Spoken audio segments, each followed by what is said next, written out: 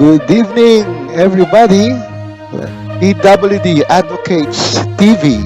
Yes, we have a special guest for tonight, Nisha Moray.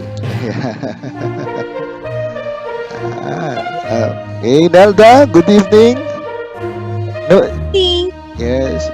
Good Yes, evening good to evening, Nikki. Good everyone. evening to Good evening. Elaine. Yes, we have something special also today because Uh, Elaine will be doing yes, sign language. Will be doing sign language, although it will be done in Filipino sign language. This will be our first time also.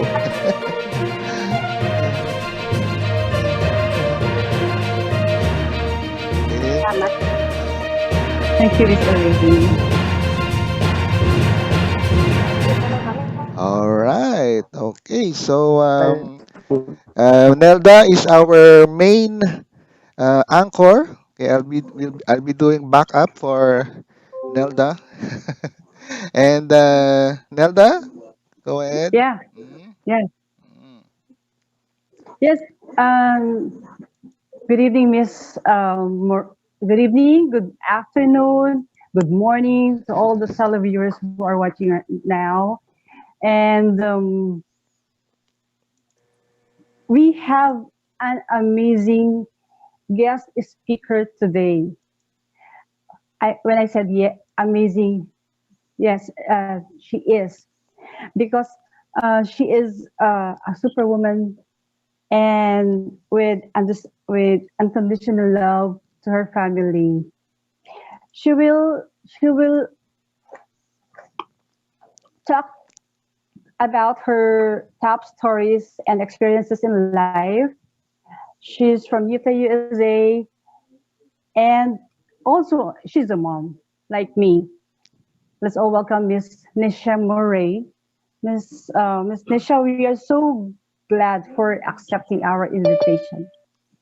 Thank you for Would you like to, yeah, would you like to greet our televiewers who are watching right now? And I know they are very excited about your stories.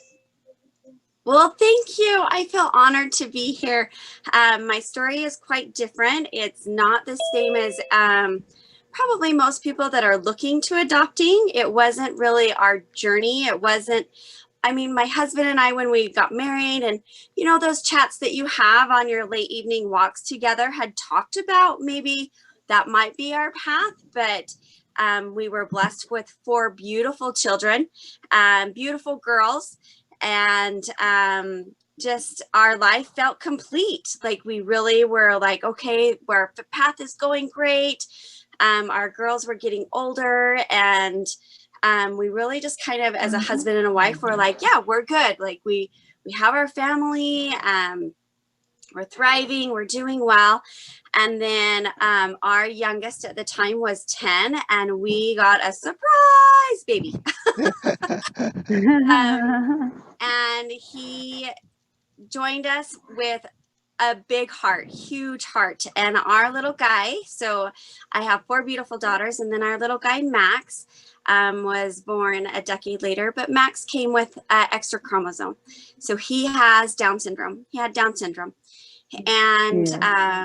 we knew that in vitro that he was coming with Down syndrome, and also that he had a heart condition. And our biggest concern was his heart condition. We didn't worry about the extra chromosome. That wasn't our concern. Our concern was his heart and how we could do everything we could to get that heart to work and be healthy and strong. And we had 6 amazing months with him. And then he returned home. And our lives completely changed from then on. We had a very strong feeling that there was another little boy in our journey. And as we continued through not only our grief, but also our journey in life to help our girls just be as strong as they could with the passing of their brother, we felt like we needed to adopt. And so we reached out to our Down syndrome community and asked, what can we do? How do we do this? We don't know. And the one thing about Down syndrome communities is we love and we give with our whole heart. And they jumped in, and before we knew it, we had people in our back corner that were like, okay, here's this, here's that, here's this is what you can do. And they gave us and prepared us a way to kind of create that journey for us of adoption. In December of 2015, so Max passed away in December 2016. Max passed away in March of 2016. We received a phone call that there was a little boy being placed. He had just been born and he had Down syndrome, and the family was placing him. And so I showed up at the adoption agency and they asked all the questions and I had no idea what I was doing. So I didn't know that you had to do all, like, it's a long process, a very, very long process. And I didn't know what a background check was. I didn't know what a profile was. I didn't know what all those things were. I just knew that there was going to be a special little boy in our path. And so in December of 2016, we kind of started putting things together and compiling our profile and doing those things. And the baby that had been placed in the hospital was actually placed with another family, and we were okay with that. But we had a dear friend in January that reached out to me via Messenger on Facebook. And she said, I know of your story with Max. But I don't know, like, are you looking at adopting? And I just got chills. And so the agency that she adopted from, she also adopted her son with Down syndrome from that agency. And that agency is in Texas, and no one in Texas came forward to adopt this little boy. And so Texas was reaching out to Utah. Utah is known to adopt Down syndrome little kids, and we just love them and give them our full heart. And so Texas was reaching out to Utah to see if there was a family that would be interested. And we heard about Miguel on January 15th, and we headed for Texas on January 18th, and he was placed in our arms on January 28th. So our adoption journey was very quick. From what I understand, most people, it takes months and months, if not years and years. So for us, it was very quick, and we feel very, very blessed. Miguel has come into our home and, healed our hearts in a way we never expected. He is fun, and he is busy, and he is full of life. And we just feel so blessed that we get to have him in our eternal family. So our adoption process took a year. We had to write letters back and forth. We do have an open adoption, so we are able to talk to his mom if she chooses. His mom has chosen otherwise. We met her a couple times while I was in Texas, but she lives a very different lifestyle, and she has chosen not to continue to have communication with us. But we do have communication with his grandmother, and I talk to her on a monthly basis, if not 2 or 3 times a month. So she wants to know that Miguel is happy, and she loves to know that he is. And every time I talk to her, she's like, he's exactly where he needs to be. So I'm grateful for that communication that we have with her. Miguel actually has 3 half sisters and 2 half brothers. And then he has his sisters here in our family. And then Max, our angel. So yeah, that's kind of our story. It took us a year to finalize the adoption. And we went back to Texas a year later and finalized everything. And now he's 3.5, and he's busy, and he goes to preschool, and he's smart, and it's just super fun. And we just feel so, so blessed that we were able to travel this journey. And honestly, I would probably do it again in a heartbeat. So financially, it was a lot. In fact, we're still paying for Miguel. We ended up having to get a loan just because the finances, we not only had to pay for his adoption fees, but we paid for our travel fees back and forth. And then we have traveled back and forth to Texas every year so that his family has the opportunity to see him. And we're okay with that. So we pay on our loan every month, and it's worth it to us in every way. He just seriously is full of life and has brought such complete joy into our home, and we love every moment of every day, even the crazy busy ones.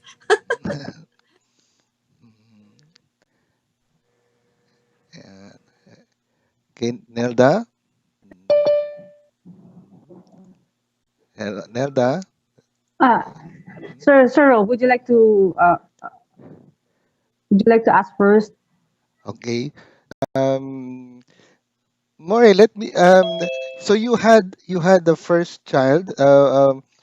She had he or he Yes. also he had both Down syndrome and heart condition. Mhm. I see. I Yes. see. Wow. So and then you lost him after 6 months. Okay. Mhm. Um, was it easy for you to decide? I mean, why did how long did you decide to adopt before? I mean, after losing your first son, um, how long did you adopt before you adopted? I mean, After Max passed away, it was 10 months. 10 So months. Max passed away in March of 2016, Mm-hmm, and we adopted Miguel we went to Texas in January of 2017. mm-hmm, So Miguel was born in December 2016. mm-hmm. And why did you adopt? I mean, wasn't it enough that you had your troubles finished? I mean, yeah. Why did you adopt? Things It's like getting another problem, isn't that? If I may ask. No, and you're totally correct. I mean, honestly, for me, it was uh, so when we found out about Max, it was a surprise, like complete surprise. I was 40.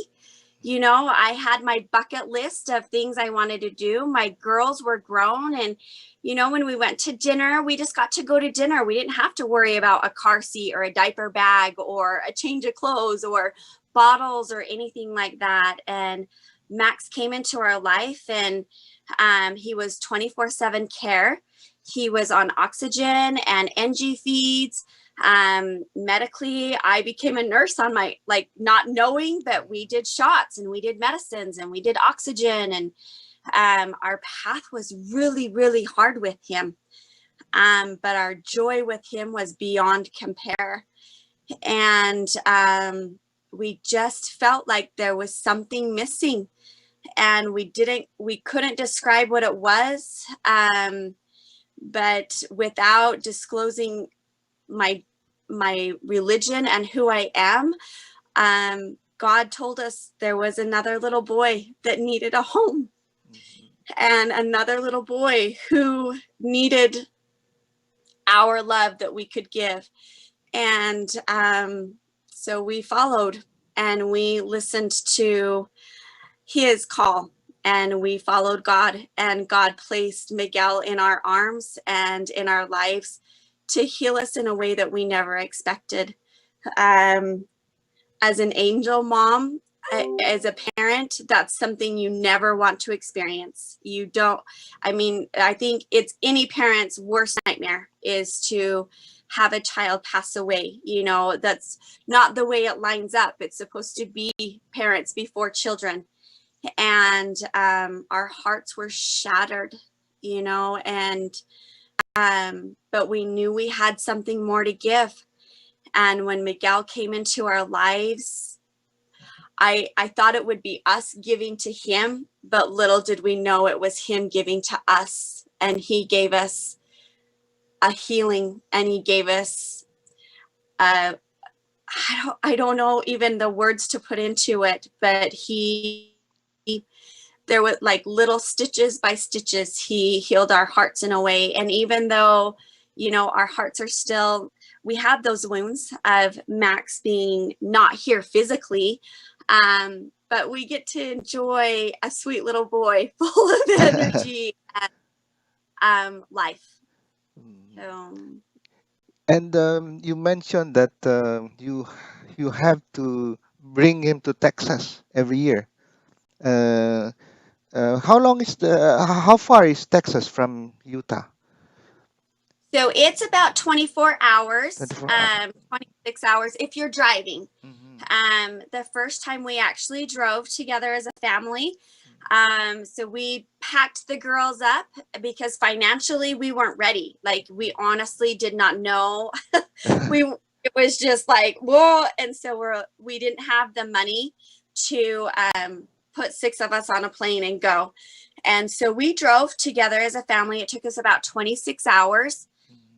We traveled through the night and into the following night. But then, and I stayed in Texas for almost a month. We had to wait for Utah to say, yes, Miguel can come into Utah, and Texas and Utah talk back and forth to receive that. And so it took almost a month for us to be able to receive that. So Steve drove the girls back, and he was Mr. Mom the whole entire time. And Texas with Miguel, and had the opportunity to be able to get to know his mom a little bit. Like I said, her lifestyle is very different. She has chosen to have drugs in her life, and so Miguel was actually born adopted to heroin and meth, and so he went through detox for his first 2 weeks of life. And so she still has continued to travel through that journey. So since I have heard, since I have the opportunity to talk to grandma every month, from my understanding, his mom has changed her path in the last couple of months. And so they are no longer in the drug lifestyle, but it tends to kind of go up and down. In the 3 years that we've been in this journey, she does really, really good, and then doesn't. But even in the good times, she still hasn't reached out to us to want to have a relationship with Miguel. So, but that door is always open. We hope and we desire that one day she will say, what's Miguel's life and how is he doing, and what are the things that he's learning. We also have a Facebook page for her specifically, of Miguel's life and what he's doing. And so if she chooses, she can go and see his page and what he's doing. But at this time, she has chosen not to. Well, most my impression of parents who adopt children is that they don't want the original parents, the biological parents, Mm, to get involved as much as possible. um, Especially if the lifestyle of the yeah. biological parents are not that clean, so to speak. But why do you prefer to to let her biological mother get involved still with your? Still, After all, you're now the real parents. Come to think of it, because you've adopted. Uh, yeah. mhm. It's a good question. Honestly, like we want her to see him. We want her to have the opportunity. I mean, she gave him life. And we have been able to give him a life, you know, his like give him his mortal stuff, you know, a house, going to school, clothing, a bed, all of those things.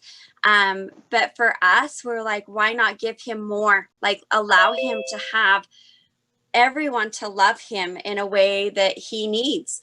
I mean, Miguel walks into a room and spreads complete joy. And he lights up her room, and we want her to see that.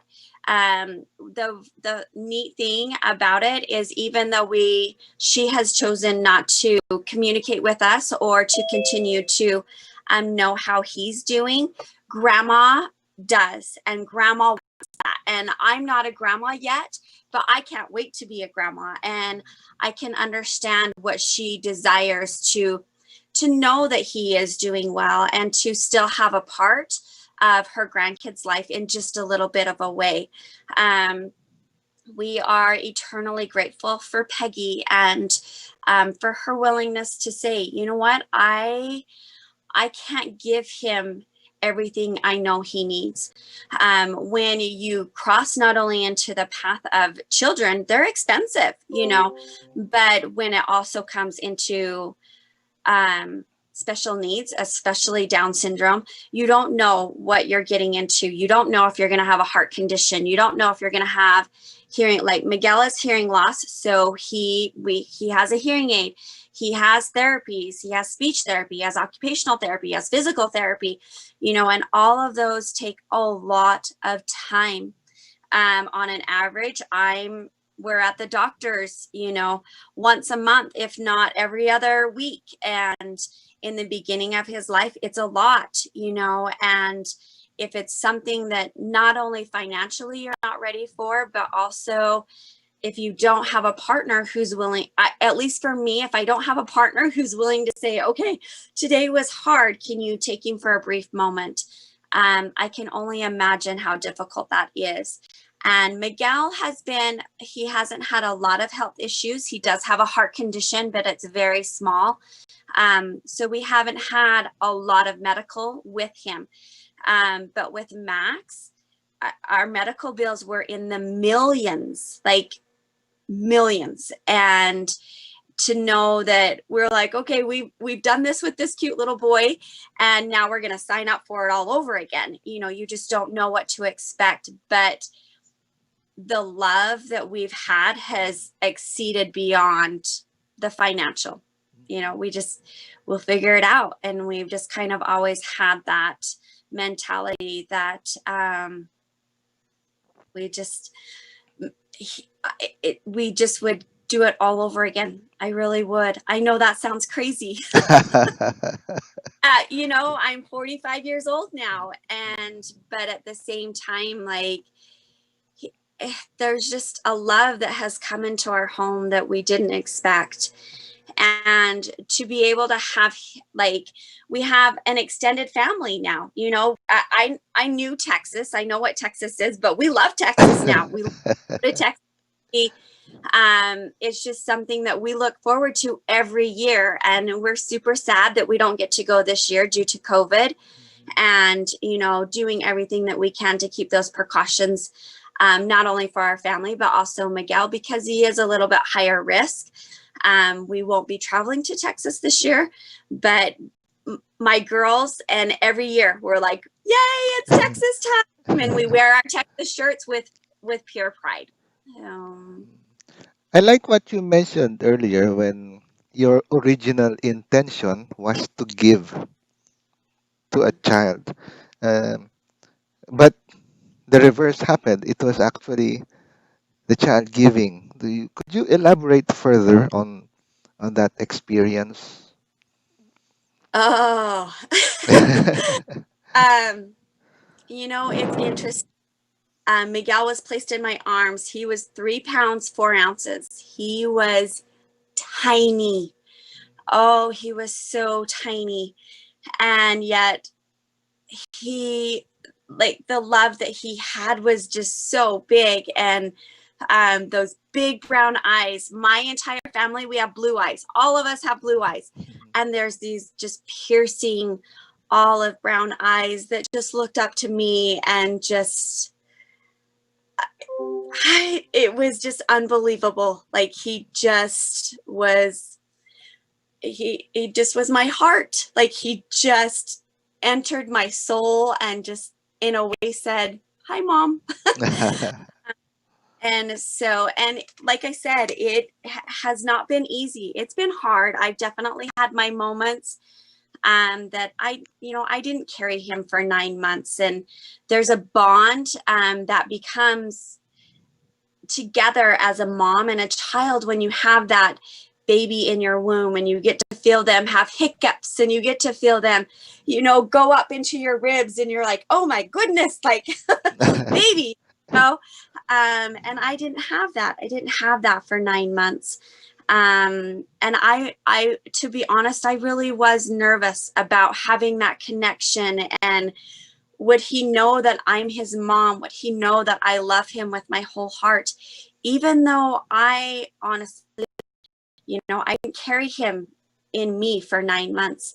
But the amazing thing is it was there. And I have to tell you, a lot of it was prayer, and just asking that I would know what he needed. We have they say mother's intuition. Well, how do I have mother's intuition when I didn't have this little baby boy in my, I didn't have him in my body. He's not my cells. He's not my blood, if you want to say. But it's been amazing for me as a mom to just be like, something's not right. And to go into our doctor and say, no, something needs to be different. And to have a doctor be like, good job, mom. Like, yep, that mother intuition is there. And I don't know how to say it was like how it got there. It just does. And I think that a lot of it has to do with a loving Heavenly Father who he loves his children and he wants them to be loved just as much. And it's been an amazing journey. And like I said, in the beginning, I was really, really nervous of how I was going to bond with this baby boy. But the day he was placed in my arms, it was instant. It was immediately. And what about your first son? What was his contribution? What was his gift to you? Max's gift to me, Max's gift to me is to take the leap.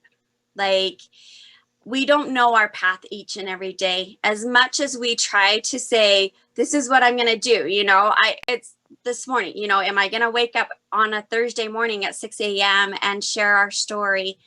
But what is that going to affect? What's the ripple effect? I don't know. But I do know that as I share my story and as I share his light, that there's a ripple effect that happens. And Max taught us to love with our whole heart, even when we don't know what the outcome's going to be. Being an angel mom is really hard, and I miss him every day.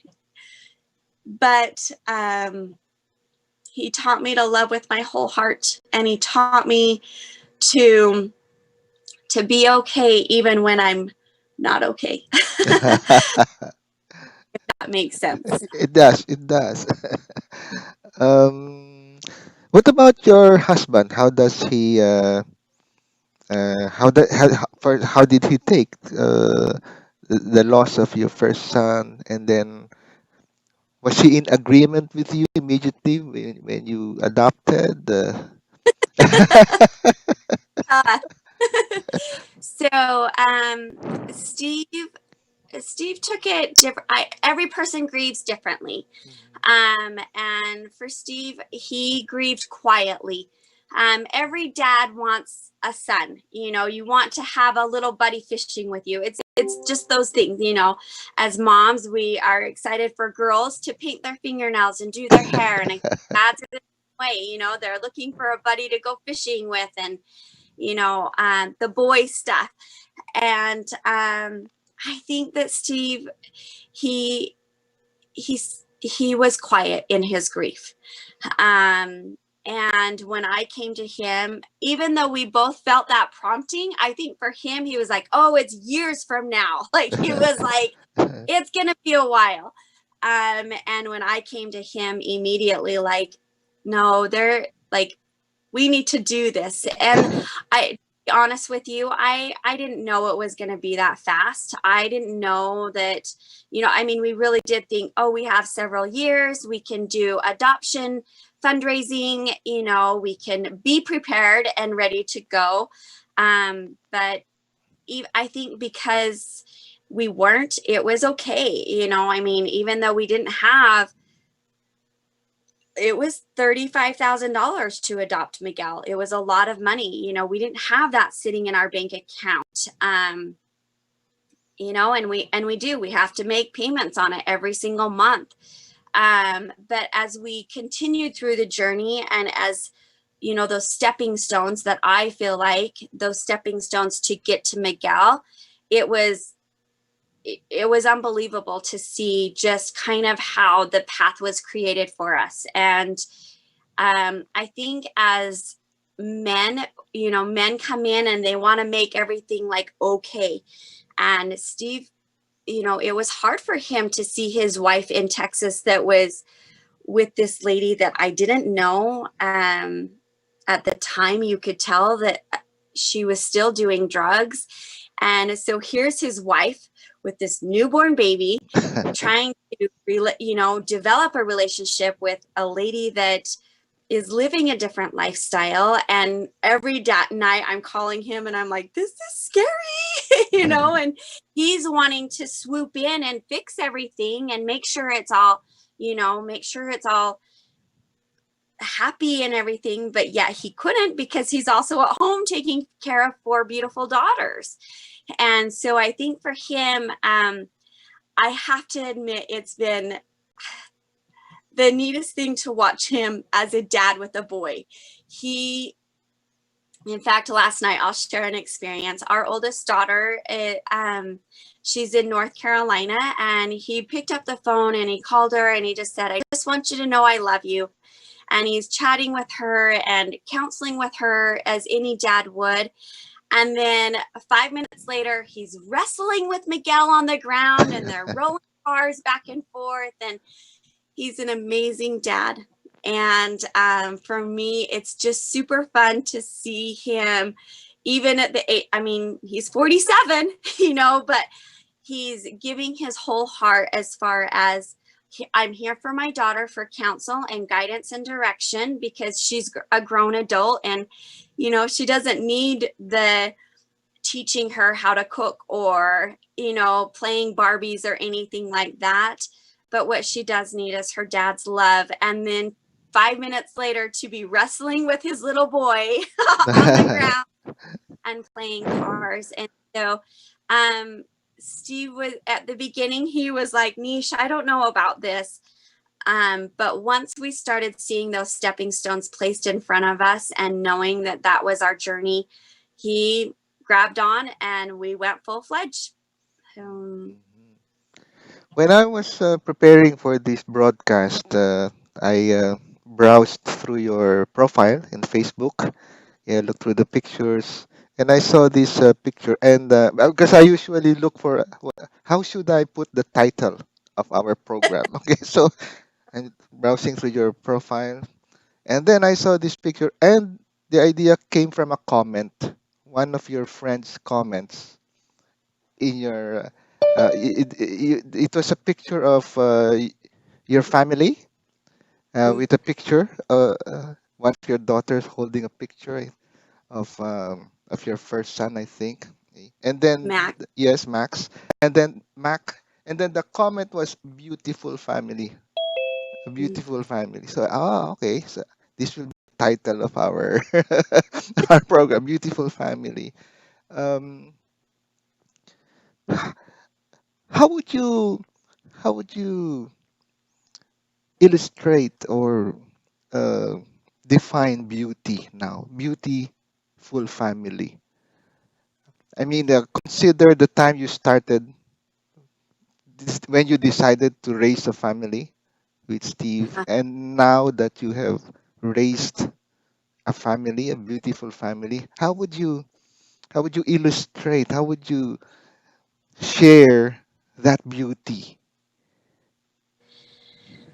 Um, Honestly, if you were to ask me that 10 years ago, I am a perfectionist. Everything had, like, my girls, we did not leave without their hair. Like, their hair was always done. They were always well groomed. Mm. You know, we walked in, and not that we did, but everything had to look perfect. Everything, like my house, I did not leave until my house was completely clean. If someone came to my home, everything was dusted and everything was orderly. And we're a chaotic mess now. Like, we really kind of are. And that's the most beautiful thing there is.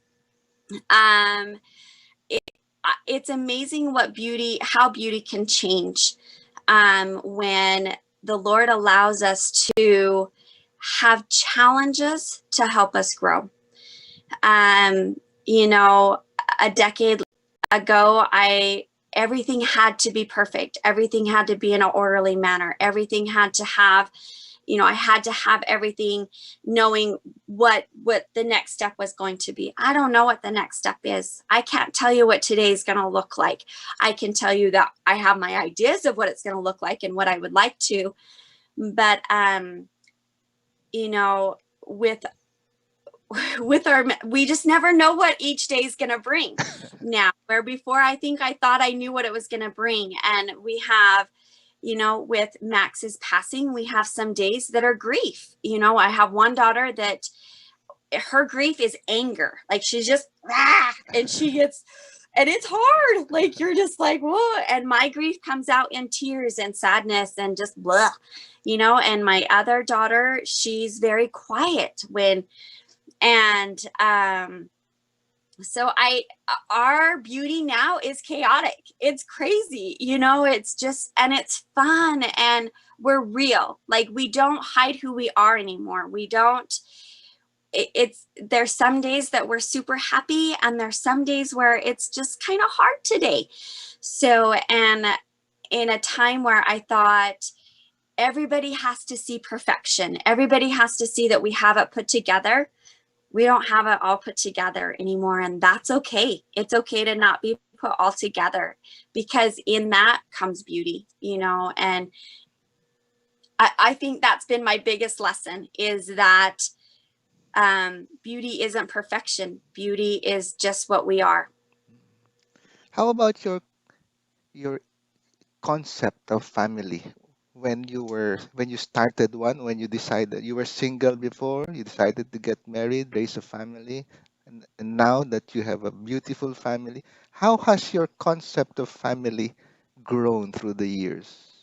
Through the years, well, I definitely did not think I would be a mom of 6 kids. Like, you know, I'm like, I think most people, it's like, oh yeah, you're the ideal Utahn that has 6 kids. You know, I honestly, I was like, oh, I might have 1 or 2.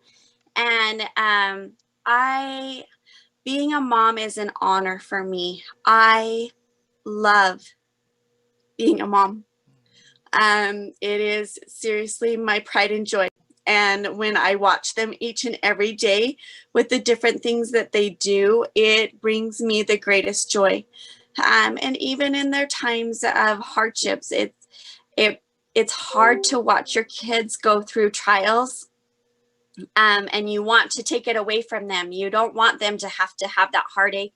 But at the same time, to watch them learn and grow has become such a blessing for me. You know, I never, like I said, I never expected to be a mom of 6 kids. I didn't. But my children are my joy. My children are my everything. And I am grateful to be able to be a mom, and it's tiring. There are days where you just want to go and take a bubble bath and escape. You know, but I wouldn't change it. I really wouldn't. Even with the passing of Max, there's something that changed within us. And would I love 2 little boys running around? Yes, in a heartbeat. But because of our journey and what has happened, we've changed in a way that we love wholeheartedly. I have learned to recognize those promptings, I don't know if you ever get them, but those little sayings when like you have a friend that needs help and it kind of pops in your head like, oh, I should send so and so a message. I think that years and years ago, I would have been like, oh, whatever. I jump on those immediately because for me, those are promptings from heaven that say, hey, Mm. you know what, this person needs to know that they're cared for. And I didn't used to do that. And I think that now we just live life to the fullest, even in the crazy ones. Um, Other families with fully able children are also happy, right? mhm. But what are they missing? What are they missing if they have children with disability? I mean, I'm if they if ever they are missing something. So your question is like, What what sorry, what what what do you have? What gifts do you have being a mother of children with Down syndrome compared to a happy family, also a happy family with regular children? Uh, I mean, with fully able children, um, are they missing something? I mean, what do you have that they don't have in terms of having a happy family? um, you know what? To be honest, there's you look at life differently. For me, when the girls were starting to learn to walk, you're like, yay, they're walking. But every day for us, there is happiness. There is like, for me, even like yesterday, so Miguel's 3.5 and he is verbal a little bit. But we're learning like, and cognitively, he understands everything. Like, I mean, he's like a typical little boy. He runs, he plays, he jumps, he throws, he has his tantrums. But the moments that you don't know are going to be there. For instance, he came up to me the other day and he signed, Mom, want milk. He communicated to me, even though it wasn't verbally, but he let me know exactly what he wanted. And this is something we've been working on for months, months and months and months and months and months, for him to express what he desires or what he needs. And I just like, you're just like, oh, yay, it there you celebrate those milestones so much bigger, and you enjoy life, I feel like, so much deeper. It just, I don't know, for me, I remember watching the girls learning to walk and going to school their first day or getting on the bus or their first date,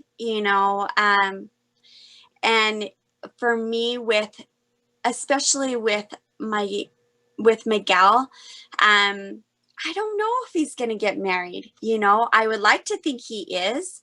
I I I I don't know. I don't know what that looks like, but the thing is if you look at it, we don't know our typical kids, I don't know. I would like to hope they are. But for me, it's those little milestones that you're working so hard for. With Miguel, like with the girls, I remember like they just kind of crawled up the stairs on their own. Miguel, it was every day we would work going up the stairs, and it was hours after hours after hours. Same thing with his speech right now. It is hours after hours of practicing and bah bah bah. Right now I feel like all the time we're going around bah bah bah, or bah. It's repetitive, repetitive, repetitive, and it's tiring. And there's times where I'm like, I just want to hear him say bath or car, and we don't hear it. But those moments that, like I said, when he came up to me and he was like, Mom, want milk, and I just was like, whoa, wait, what did he do? You just you celebrate even bigger, and it just becomes so much more joy. And the hard that you've gone through each and every day, it seems to melt away because that joy overtakes that hard. Wow. And thank you so much for sharing that joy, making it make it bigger. It's like an amplified joy for It is. yes. He Nelda. I mean, Nelda, you have a question for Nisha. Mm, Yes, mm, yes, Miss Nisha. You know what? Max and Miguel is very lucky having a parents like you, Mr. Like you and Mr. Steve. I have a question. Are you planning again to adopt a boy? Like you said before, that Mr. Steve wants a boy in the family. You know, are you planning again to adopt again? At the current time, no. So, but we don't know, if that's where our journey leads us, then by all means, we will definitely go that way. If that's our calling and if that's what we need to do, I would do it in a heartbeat.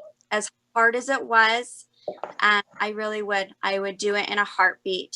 But at the current Mm, time, our hands are just as full as our hearts. Yeah. And how is Miguel now, Mom? How is Miguel now? How is he with her sisters? You know. Oh, he is fun. Like, you'll hear me say it over and over again. He's just fun. He's Yes. busy. And it was interesting. Our number 3, so Maddie, she is in her last year of school. She's a senior this year, and her friends came over and they were just here hanging out. They've never met Miguel. And so this is their first time, and you have to lock all the doors because Miguel is a runner and he wants to be outside all the time. He loves outside. And they hadn't, and he was like dashing out the door, and they're like, whoa, whoa, whoa, whoa. And then they were fixing breakfast and they had put an egg on the counter, and he like went up to, and they're like, whoa. So we it's crazy and it's busy, and it's just fun. But the moment that they were able to just get down on the ground and start playing cars and giggle and laugh with him, it's just Mm-hmm. fun. Like, you definitely have to look at it differently and be prepared. But Miguel, he knows his sisters, he knows who they are, and he loves them. Our number 2 daughter at the current time is serving a mission for our church in Canada. And of Oh, all words, Miguel can't say, like, he doesn't say bath or he doesn't say milk, but he says Canada. And he knows where Miranda's at, and he knows that she's in Canada. And the girls get home from school and he runs to them and he hugs them and he dances with them. And even though Max isn't here physically, I know he knows who Max is. I do. yeah. We That's have a picture of Max on our wall, and Miguel will go and, brother, brother, and I'm like, yep, that's your brother. So yes, ma'am. I would like to give the floor now to my other colleague. I know they have questions. They want to ask questions from you. By the way, Elaine, you can also ask questions, huh? Elaine, you can. You're not just a sign language interpreter. You can ask questions. You're also a participant. Okay. What about see, Nelda? You call on the next person who will ask a question. Oh yes, Miss Ma'am Glo or there's Miss Nikki. How's Nikki? Nikki. Nikki has Would you like to ask Nikki? Nikki has cerebral palsy.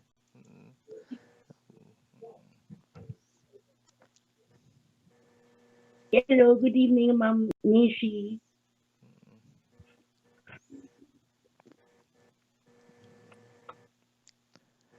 Go ahead, Nikki. Uh, First, I would like to ask, after all you've been through in the adoption journey, what has made it worthwhile for your family? Okay, sorry, Nikki, your connection's kind of crackle, but from what I understand, your question is, with all that we've been through, has our adoption journey been worthwhile? Yes, that's her question, Nisha. What has Nikki, made it worthwhile? Yes. oh, what has made it worthwhile? Honestly, that we have been able to experience. I have to tell you, um, I was really nervous about having a birth mom and about having a birth family, and what's that going to look like? Are they going to love us, and are they going to welcome us? Um, and how do you integrate families that have different values, different views, different just different lifestyles. And I was really, really nervous. But our family's grown so much bigger. We've been able to, we just had our little teeny tiny family of the Murrays. And now we have not only the Murrays, but also Miguel's family. And it just has become, our love is bigger. Your heart grows. And I just am so grateful for that. And like I said, I never thought that, I know where Texas is at. I know they say that Texas is big. It's big. Like, it is huge. And the people that are in Texas love big. And so for me, it's taught me to see with different eyes. I don't see just that person. I try to see exactly who they are. Nikki, you are beautiful. Like, I see you. I don't see Nikki. I don't see, this. I see you, and you are a beautiful, amazing spirit. Like, you radiate just pure joy and pure love.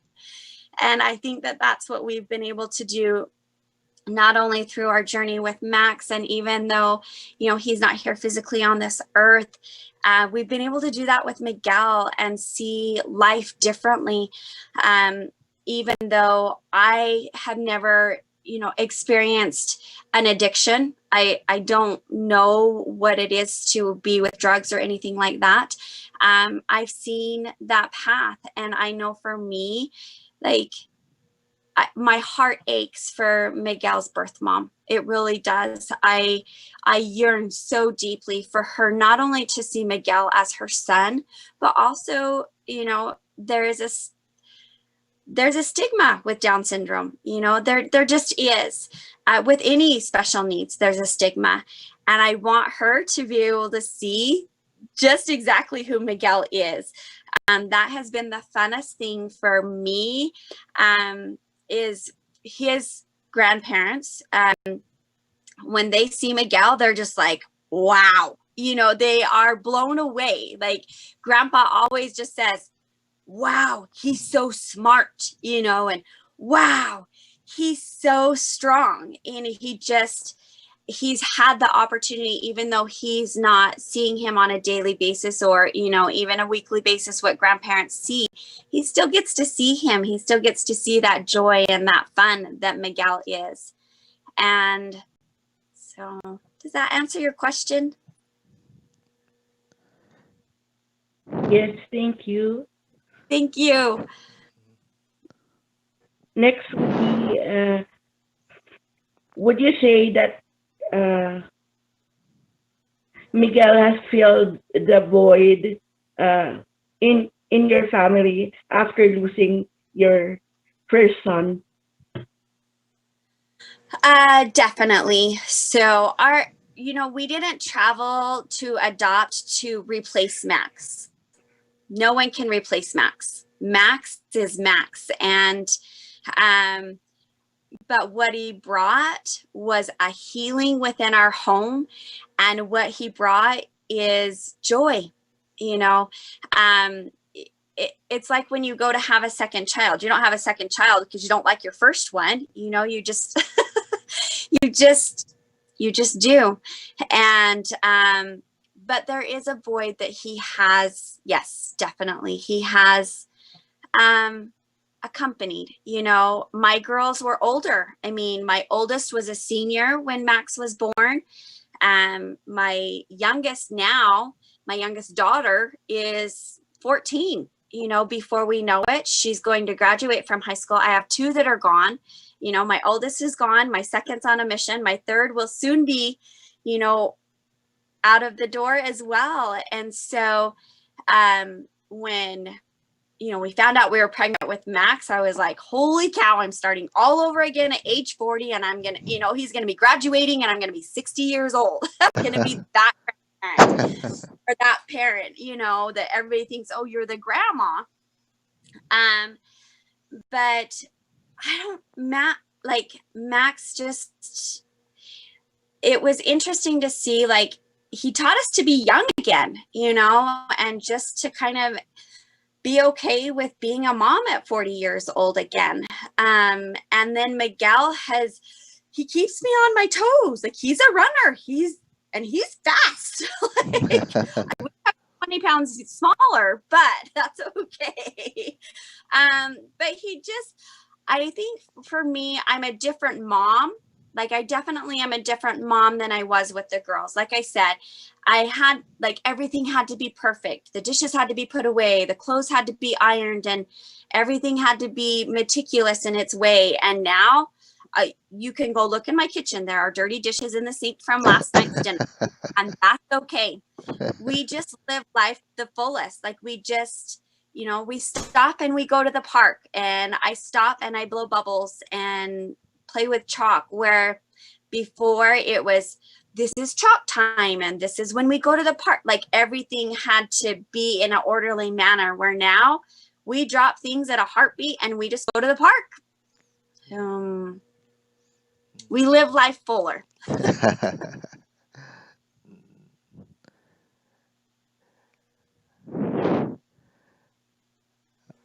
Okay, Nikki. Now I would, for another question, uh, I am just curious if you have tried to connect or reach out with Miguel's biological mom. She does. She does, Nikki. Sige. Any other question? Because she answered that question already. So yes, Uh, Nikki, we have an open adoption. We have a specific Facebook page for her to see Miguel, and there's videos, there's pictures. She can actually take the pictures, and we print pictures. She gets pictures every year of Miguel. And then we actually are in contact with his birth grandmother every month. So, and that's because she has that, like, she connects as well with us. She wants that. She'll reach out to us. There was, when COVID first happened, a month later, she was like, how are you guys doing? How are things? How is Miguel? And then there was a huge storm in Texas, and we reciprocate as well. How are you doing? As far as right now, I hope one day, that his mom will come and want that desire to know who Miguel is. And when she does, I think it will be a beautiful day. We do have a picture in Miguel's room. There's a picture of me and his mom together. It's in his room. We pray for her every day. He knows who she is, but he doesn't know her. We have a picture album with grandma, and we talk about grandma and grandpa and his siblings and who they are. So he knows who they are. he just has never had the opportunity to meet her. Like, I mean, he was, like I said, he was 28 days old when he was turned over to me. And so Peggy has not, like, she can see him in pictures. But when we go to Texas, we will reach out to her and let her know, like, hey, we're in Texas. Do you want to get together? And we've been there 3 times and she has not come. But we've been there 3 times and grandma has been there 3 times. Every time. Every time grandma has been there. Auntie was there the last 2 times. So we do have a relationship, even though it's not specifically with his mom. We do have a relationship with his family.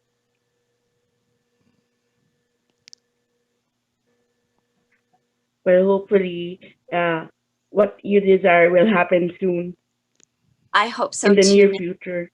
Thank you. Okay, thank you, Nikki. Elaine, Elaine, would you like to ask a question? Okay. Go, go ahead, Elaine. It's our first time to have Elaine with us also, Nisha. Elaine, go ahead. Okay. So as a Y- parent, when you discovered that your child has a Down syndrome, what do you feel? Do you feel like your denial of it or something bad? Did you feel bad about it?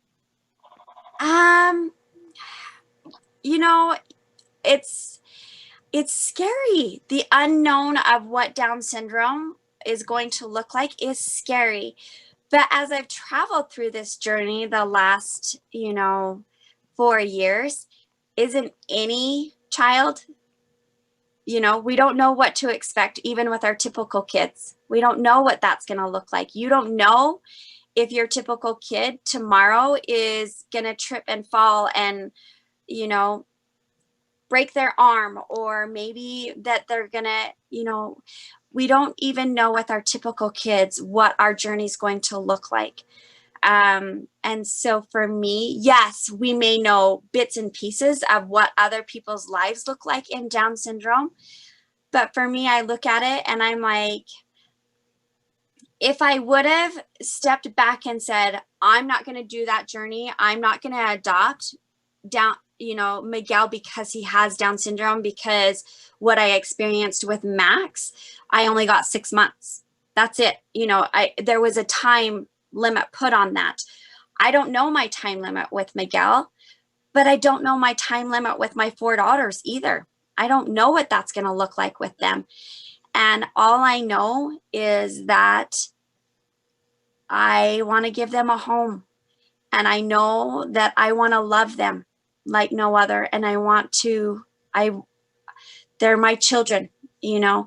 And so even though, yes, we had that diagnosis of Down syndrome and it can be scary. And when you go into the doctors, many doctors are like, just dissolve that birth, let that I abort, and the thing is there's a love that comes that you just don't get to have that if you dissolve it. And it is scary, I will tell you that. But for me, even with my typical kids, it's scary. It just is. And with Miguel, our journey has been it. It's interesting. You take Max and you take Miguel, and our journeys have been very different. Max, half his life we were in the hospital. Miguel, we haven't been in the hospital once. He's 3.5 years old. He's strong. He's healthy. He's running. He knows his colors. He knows his shapes. He verbally can't talk, but he can communicate with us. He's smart. His teachers are just like, holy cow. He's blown them away, and so even though, yes, he has a diagnosis of Down syndrome, he's our son. And that it does, to me, I don't see the Down syndrome. I see Miguel. Okay. Okay, Nelda, we have to wrap up our program. Yes. Um, Miss Michelle, thank you so much for accepting our invitation, and thank you for the inspiring words that you shared to us. And we hope that we can invite you soon to be our guest. Thank And yeah, yeah. Go ahead, ma'am. Maybe Nisha can give us Yes, yes, some yeah. I parting would like. words. Yes, I would like. Before we wrap up, I would like. Is there any any words of yeah, parting words that you can share to us? Like me, ma'am. Especially me. I have two sons with autism.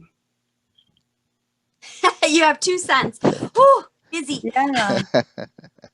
Honestly, like if you feel like if you have even just that little bit of seed that's like tugging you and saying there's more that needs to be, there's something more that I'm missing, um seek for that, find what it is. And like I said, I never thought that I would say, not only am I a mom of four beautiful daughters, I'm an angel mom, and I'm also an adoptive mom.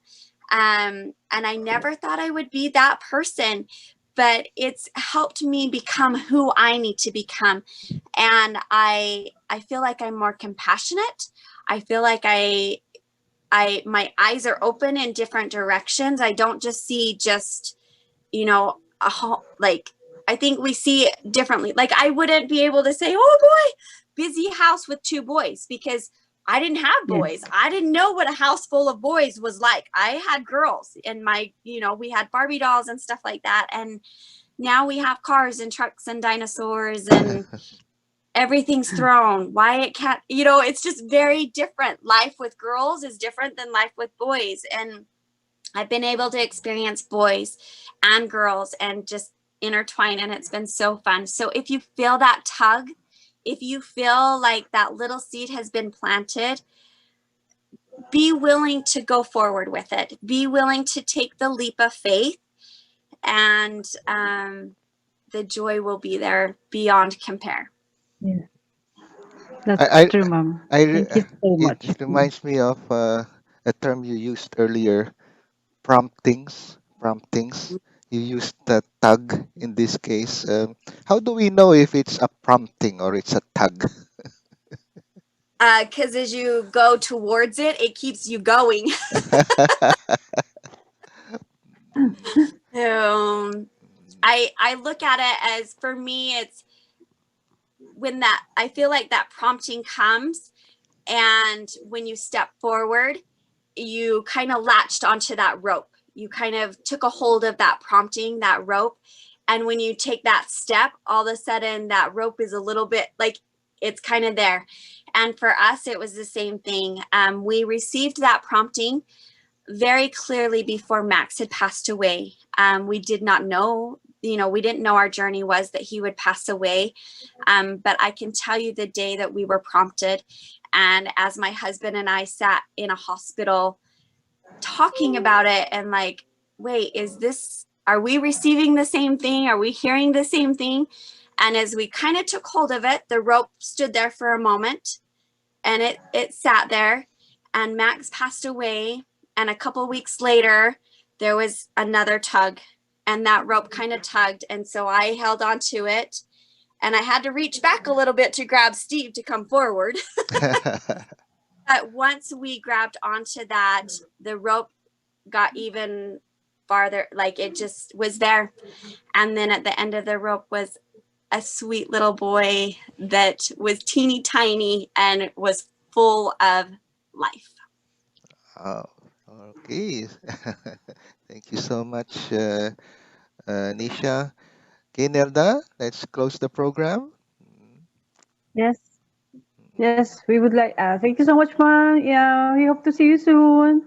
See you Thank to you. see you again. Okay. I would. Yeah. Yes. Thank you. Have a wonderful day. Yes. Have a good day, ma'am. Okay, Bye. I will play Thank some you and good our morning. closing uh, tune. Okay, thank you so much, everybody. Thank you, ma'am. Thank you, ma'am.